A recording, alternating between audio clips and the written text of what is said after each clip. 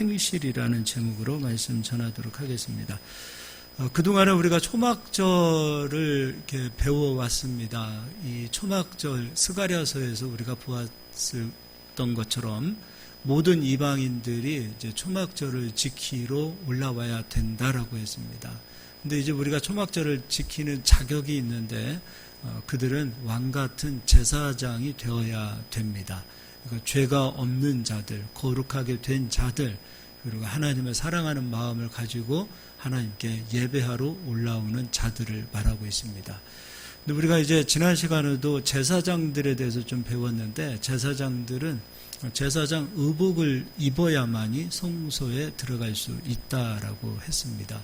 만약에 그 의복을 입지 않고 성소에 들어가게 되어질 때, 하나님을 만나게 되어질 때 제사장 의복을 입지 않았기 때문에 하나님은 그들을 죽이시겠다라고 말씀하셨습니다. 그렇다면 우리도 초막절을 지키기 위해서, 예배를 드리기 위해서, 하나님을 경배하기 위해서, 하나님께 올라가기 위해서는 반드시 거룩한 예복을 입어야 합니다.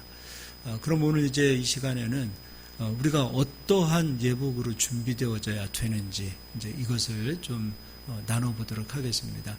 먼저 우리가 초막절을 지키기 위해서는 대속죄일을 지켜야 된다 그랬어요. 근데 대속죄일을 지키기 위해서는 제사장이 어떤 일을 하는가 한번 보도록 하겠습니다. 레위기서 16장입니다.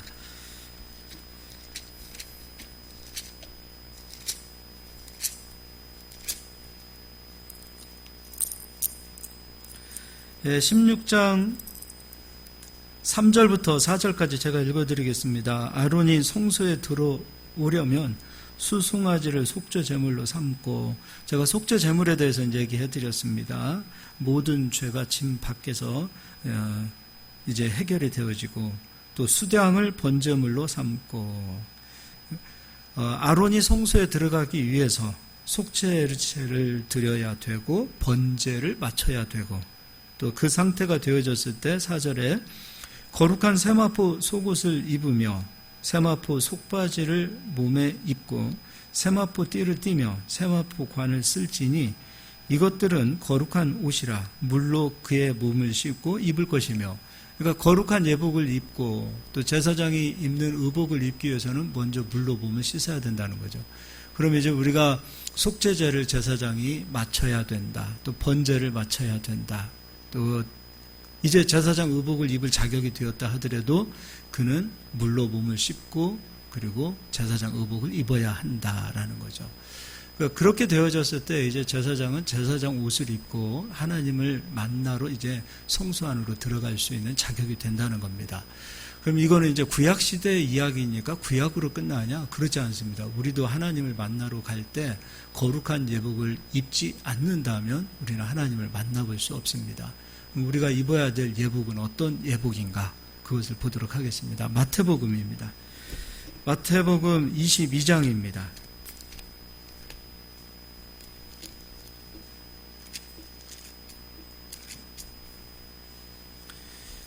10절부터 이것도 제가 다 읽어드리겠습니다. 14절까지입니다. 종들이 길에 나가 악한 자나 선한 자나 만나는 대로 모두 데려오니 혼인잔치에 손님들이 가득한지라. 우리가 이 마태복음 22장 천국은 마치 자기 아들을 위하여 혼인잔치를 베푸는 어떤 임금과 같다 그랬어요. 우리가 사람들을 초대했는데 사람들이 오지 않았어요. 그래서 너희들 길거리도 나가봐, 여기저기 나가. 그래서 내 집에 많은 사람들을 채워. 우린 여기까지만 딱 읽고 보면 아무나 교회 들어오면, 아무나 예수님 만나면, 아무나 하나님 다 만나고 구원받을 수 있구나 이렇게 생각을 할 수 있어요. 많은 사람들이 초대되어서 들어왔는데 예복을 입지 않은 자는 예수님이 다 쫓아내십니다. 다 들어왔다고 구원받는 것이 아니라는 거죠. 그러니까 예복을 말하지 않고 내 집에 누구든지 다 채워. 이 사람도 채워, 저 사람도 채워. 다 들어오면 돼. 그럼 누구든지 들어오면 다 구원을 받는다가 아니라 누구든지 들어왔다 할지라도 누구든지 예복을 입지 않으면 구원을 받지 못하고, 누구든지 그가 어떠한 사람이라 할지라도 예복을 갖춰 입게 되어지면 그는 구원을 받는다 이 얘기예요. 그러니까 우리가 성경 한두 구절 읽어놓고서 거기에 대해서만, 우리가 그런 얘기 많이 하잖아요. 한참 교회 부흥할 때 강권하여 내 집을 채워라. 여기까지만 얘기했어요. 근데 그들이 주님 집에 들어왔을 때 반드시 해야 될 일은 무엇인가? 예복을 입어야 돼요.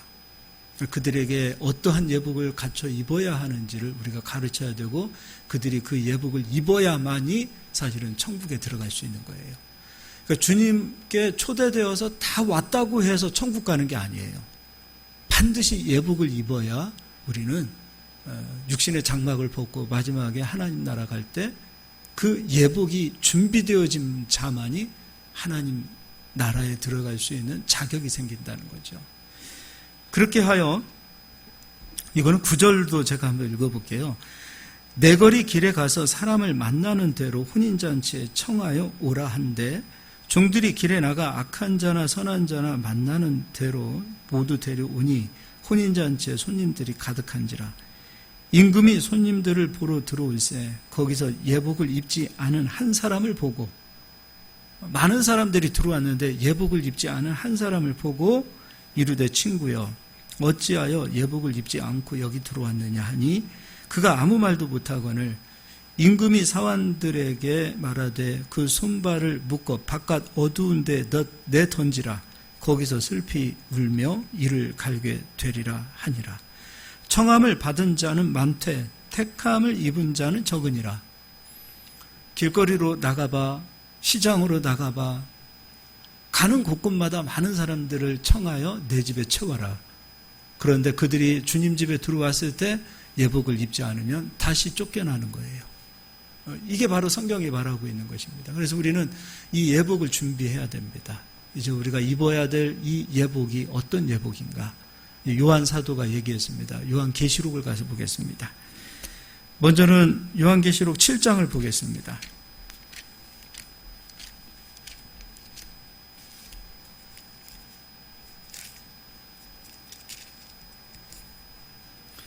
요한계시록 7장 13절도 제가 읽어드리겠습니다. 장로 중 하나가 응답하여 나에게 이르되 이 흰옷 입은 자들이 누구며 또 어디서 왔느냐. 이 흰옷 입은 자들은 천국잔치에 또 초대되어진 자들, 그리고 천국 들어갈 수 있는 자격을 가진 자들, 이미 이들은 천국에 들어온 자들. 근데 이 흰옷 입은 자들이 누구냐? 그때 14절입니다. 내가 말하기를 내 주여 당신이 아시나이다 하니 그가 나에게 이르되 이는 큰 환난에서 나오는 자들인데 어린 양의 피에 그 옷을 씻어 희게 하였느니라. 우리가 속죄의 옷, 번제의 옷 우리가 그동안 얘기했습니다. 어린 양의 피에 그 옷이 씌어진 그 흰옷을 입은 자가 되어야만이 우리는 혼인잔치에 청함을 받은 자가 되어지는 겁니다. 그럼 우리의 모든 죄에 대한 값으로 예수가 속죄를 치르셨다라는 그 믿음의 옷, 내 모든 죄가 예수 그리스도로 인하여 사함을 받았다라는 그 믿음의 옷, 이 속죄의 옷, 그 옷을 입어야만이 번제로서 향기로운 냄새로 하나님 앞에 영광을 돌릴 수 있는 예배자가 되는 겁니다. 그러니까 속죄가 맞춰지지 않은 자는 번제로서 향기로운 냄새로 하나님께 예배할 수 있는 자격이 없다 이거예요. 그래서 우리는 예수 그리스도로 먼저 내 모든 죄가 사함받았다라는 이 믿음의 옷, 속죄의 옷, 번제를 바친 거룩한 옷을 입은 자들이 되어주실 수 있기를 바랍니다. 두 번째 옷이 있습니다. 이거 하나만 딱 끝나면은 믿음이 있으니까 됐네로 맞춰질 수 있습니다. 그런데 두 번째 옷이 입혀져야 됩니다. 이 옷은 어떤 옷인가? 이제 계시록 저 뒤로 넘어가서 19장을 보도록 하겠습니다.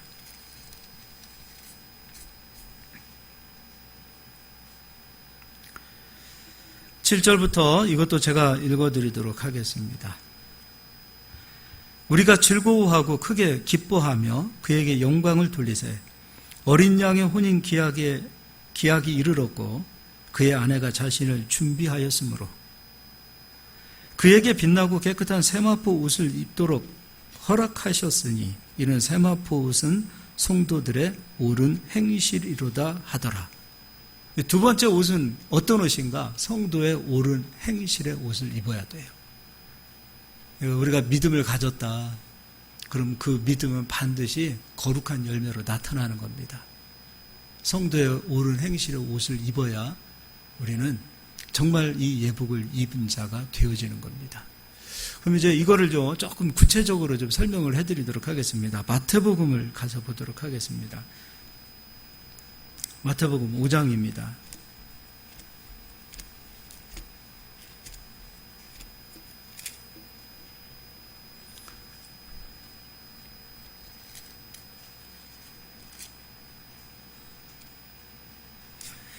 우리가 참 잘 아는 말씀입니다. 마태복음 5장 13절에는 너희는 세상의 소금이다. 소금이 만약 그 맛을 잃으면 무엇으로 짜게 하리요? 후에는 아무 쓸데없어 다만 밖에 버려져 사람에게 밟힐 뿐이니라. 14절은 너희는 세상의 빛이라. 산 위에 있는 동네가 숨겨지지 못할 것이요. 우리가 빛이랍니다. 우리가 이 빛을 아무리 감춘다 하더라도 이 빛은 감춰줄 수 없는 빛이라 이겁니다. 예수님께서는 세상에 빛으로 오셨어요. 이 세상을 어둠으로 표현했어요. 예수께서 이 세상에 빛으로 오셔서 어둠에 자기 자신을 비추었더니 이 어둠들이 빛을 싫어하는 거예요. 어둠들이 빛을 환영할 것 같은데 어둠들이 빛을 싫어해요. 어거스틴이 그 얘기했어요. 사람들은 예수님이 세상에 오시는 것을 사실은 굉장히 좋아한답니다. 빛 대신 예수 그리스도께서 드러나는 것 굉장히 좋아하신답니다.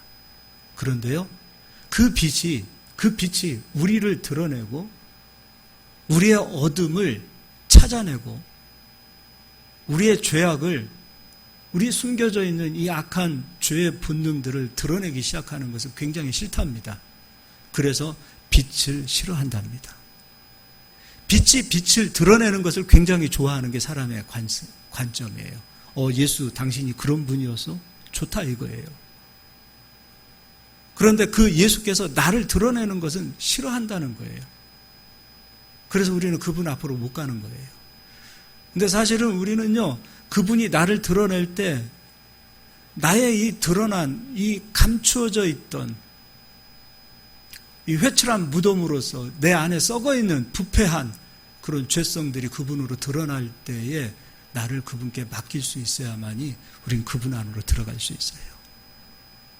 우린 빛의 예배를 드려야 되고 빛의 사람이 되어야 되는데도 불구하고 왜 우리가 빛이 이 속의 어둠이 아직도 해결이 되지 않는가? 이게 드러나지 않는 거예요. 감추는 거예요. 그리고 그분이 나를 드러내면 그분이 싫은 거예요. 말씀이 빛이라고 그랬는데 우리가 처음 말씀을 들으면 굉장히 좋아요. 와, 말씀에 이런 능력이 있어? 말씀이 이런 깊은 진리가 있어? 굉장히 좋다는 거예요. 근데 그 말씀이 내 어둠을 드러내기 시작하는 것은 싫어한다 이거예요. 우리 교회도 그런 경험을 많이 합니다. 많은 사람들이 옵니다. 목사님 말씀이 참 좋습니다. 우리 교회 떠나갔던 많은 사람들이 정문수 목사님이 말씀을 잘못 전합니다라고 이야기했던 사람은 아무도 없어요. 저 목사님은 진짜 말씀이 좋습니다 라고 다 얘기합니다. 떠나가셔도 다른 건 몰라도 부르신 교회는 말씀만큼은 진짜 명확하고 정말 말씀만을 선포하고 저 목사님은 말씀에 미쳐있는 분이다라고 얘기합니다. 그런데 그분들이 마음 한구석에는 그 말씀이 자기를 찌르고 그 말씀이 자기를 드러내고 그 말씀이 내 안의 어둠을 찾아낼 때 그것을 견디지 못하는 겁니다. 요한복음에 사도 요한이 빛으로 오신 예수께서 어둠의 세상에 자기 자신을 드러냈을 때 그리고 그 어둠에 자기의 자신의 생명의 빛을 비추었을 때 자기 백성들이 그를 영접하지 않고 그를 미워했던 이유가 바로 거기에 있다라는 겁니다. 우리가 빛입니다. 우리 보고 빛이라 그랬습니다. 그럼 빛 대신 생명의 말씀이 내 안에 어둠을 찾아냈을 때 이 어둠을 주님 앞에 맡기시길 바랍니다. 입으로만 내 죄 용서받았습니다. 내가 깨끗하게 되었습니다. 그거로 끝나지 마시고 내 속에 있는 정말 내가 감추고 싶은 이것만큼은 내가 주님 앞에 양보할 수 없는 그 모든 것들이 있다면 그거 주님이 찾아오셔서 말씀하실 거예요. 그거 인정하시고 그거 드러내시고 그리고 나는 나의 죄악 그리고 나는 주님 앞에서 한없이 말로 다 할 수 없는 부패한 하나의 초라한 인간입니다라고 고백하시고 거룩하신 분은 맞아요. 예수님 당신밖에 없습니다. 이런 부패한 나를 그래도 당신이 쓰시길 원하신다면 이제 나를 당신 앞에 맡길 테오니 당신이 이런 초라한 나를 써주십시오. 이런 고백이 찬양으로 임하실 수 있기를 바랍니다. 15절입니다. 사람이 등불을 켜서 말 아래 두지 아니하고 등경 위에 두나니 이러므로 집안 모든 사람에게 비치느니라. 이같이 너희 빛이 사람 앞에 비치게 하여 그들로 너희 착한 행실을 보고 하늘에 계신 너희 아버지께 영광을 돌리게 하라. 여기 16절이 이제 소금이요 빛이요 이렇게 말씀하시면서 결론을 맺고 있습니다. 너희 빛이 어디에 비치게 하라? 사람 앞에 비치게 하라. 그럼 아까 계시록 7장에서 말하고 있는 속죄의 옷은 하나님이 보시는 옷이지만 계시록 17장에서 말하고 있는 성도의 옳은 행실의 옷은 누가 보는가? 세상이 보는 겁니다. 세상이 보는 거예요. 세상 사람들은 우리를 봅니다. 이 빛이 사람 앞에 비치게 하여 그들로 너희 착한 행실을 보고 하늘에 계신 너희 아버지께 영광을 돌리게 하라. 우리가 가지고 있는 이 빛이 세상 사람들 앞에 비춰야만이 하나님께서 영광을 받으시겠다라는 거예요. 그래서 이 두 가지 옷을 입은 상태에서 하나님께 거룩한 예배를 드리라 이거예요. 이게 바로 거룩한 예배자들이 입어야 될 옷이에요. 역사적으로 이단은 우리가 생각했을 때 교리만 잘못되어졌을 때 이단이라고 말하지 않습니다. 이단으로 정죄되어지고 교회 밖으로 우리 이론으로 보지 않는 그 상황은 세 가지가 있었어요. 첫 번째는 교리가 잘못되어졌을 때 그리스도를 시인하지 않고 삼위일체를 인정하지 않고 성경에서 말하고 있는 것을 말하지 않고 다른 것을 말했을 때 그들을 이단이라고 그랬어요. 두 번째는요, 교회를 깨트리고 교회의 질서를 무너뜨리고 교회를 회방하고 교회를 무너뜨리고 분쟁하고 서로 싸우는 것을 이단이라고 말했습니다. 거룩한 하나님의 성도들이 교회를 깨트리는 자들, 교회의 질서를 깨트리는 자들, 그들이 이단이었어요. 세 번째는요, 그가 아무리 교리를 예수님을 시인하고 그가 아무리 교회를 사랑해도 이 세상의 질서와 이 세상, 이 사회, 이 국가,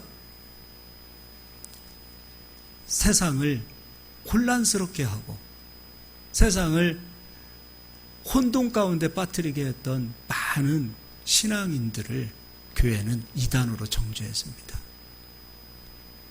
그리스도인들은 다른 말로 그리스도를 잘 배워야 됩니다. 교리도 잘 배워야 됩니다. 명확하게 주는 그리스도시요 살아계신 하나님의 아들입니다. 성경 66권이 오직 예수 그리스도시라는 그 믿음의 고백도 있어야 합니다. 그리고 그리스도인들은 교회를 사랑해야 됩니다. 교회 사랑해야 돼요. 그리스도는 교회 아닙니까? 그리스도를 사랑하듯이 교회를 사랑합니다. 형제를 사랑합니다. 또 그리스도인들은 이 사회에 책임을 다해야 됩니다. 지금 사실 솔직하게 교회가 이 세 가지를 놓고 보았을 때 교회가 이 세상으로부터 지금 얼마나 많이 욕을 얻어먹고 있습니까? 우리들의 믿음이 잘못되어서 그렇다라고 저는 봅니다. 우리들의 신앙이 잘못 배워서 저는 그렇다고 생각합니다. 어떤 사람은 이 속죄의 옷을 잘 못 입은 사람들도 있어요. 예수님을 믿는다고 하면서 다른 그리스도를 찾는 사람도 있고요. 예수님을 또 잘 믿는 사람, 교리적으로 잘 믿는다라고 인정하고 있는 사람임에도 불구하고 이 세상에서 세상을 혼돈과 아픔에 빠지게 하는 믿음을 가진 사람들도 있다 이거예요. 저는 명확하게 그들도 이단이라고 봅니다. 그리스도는 우리에게 그렇게 가르치지 않았습니다. 너희는 세상의 빛이야. 세상의 소금이야. 너희로 인하여 세상이 혼돈과 너희로 인하여 세상이 무질서와 너희로 인하여 세상이 아픔을 겪으면 안 돼. 우리가 아무리 믿음이 좋다 하더라도 우리의 믿음이 사회를 무너뜨리고 가정을 무너뜨리고 어떤 질서들을 무너뜨리는 그런 믿음이라면 우리의 믿음은 이제 돌아와야 됩니다. 참 아픈 얘기입니다. 우리가 정말 배려해야 됩니다. 그리고 사회를, 국가를 사랑해야 됩니다. 그래서 우리는 이 세 가지 책임이 있어야 됩니다. 구른투비 목사님이 무너져가는 덴마크를 세웠을 때 그분이 세 가지를 말씀하셨어요. 첫 번째, 하나님 사랑해야 됩니다. 두 번째, 이웃을 사랑해야 됩니다. 거기서 그치지 않았습니다. 세 번째, 국가를 사랑해야 됩니다. 대한민국 국가가 없이는 우리 교회도 존재하지 않아요. 우리는 나라도 사랑해야 되고 이웃도 사랑해야 되고 하나님도 사랑해야 됩니다. 어느 한쪽으로 치우치는 믿음, 한쪽으로만 사랑하는 믿음이 되어서는 안 됩니다. 하나님 사랑하시고 이웃을 사랑하시고 그리고 나라와 민족을 사랑하는 우리 그리스도인들이 되어질 수 있기를 바랍니다. 사실 다 나라 사랑합니다. 다 우리가 말하고 있는 요즘 많은 사람들, 사회와 국가에 해를 끼치는 그리스도인들을 보면 그 중심에는 국가를 사랑한다라고 자기 자신들이 애국자라고 말하고 있습니다. 그들은 사랑이 무엇인지를 모르는 겁니다. 신앙과 정치와 혼돈되어져서는 안 됩니다. 우리는 신앙이 무엇인지, 이 세상이 말하고 있는 것들이 무엇인지, 그리고 주님께서 우리가 무엇을 하라고 이 세상에 우리에게 명하셨는지를 명확히 알아서 우리는 여러분 밖에 나가셔도 안 믿는 사람들에게 우리끼리 이제 뭐 전체를 이야기하지 마십시오. 우리 자신 한 사람 한 사람부터 우리끼리 한 사람 우리 먼저 그래도 아무리 교회가 썩었다 하더라도 우리 집사님 보면 참 훌륭하십니다. 아무리 요즘 교회가 타락했다라고 세상 사람들이 이야기해도 그래도 집사님 보면 진짜 하나님 살아있음을 믿습니다. 우리부터 실천하고 우리부터 정말로 성실한 그리스도인으로 그렇게 살아갈 수 있기를 소망해 봅니다. 예, 기도하겠습니다.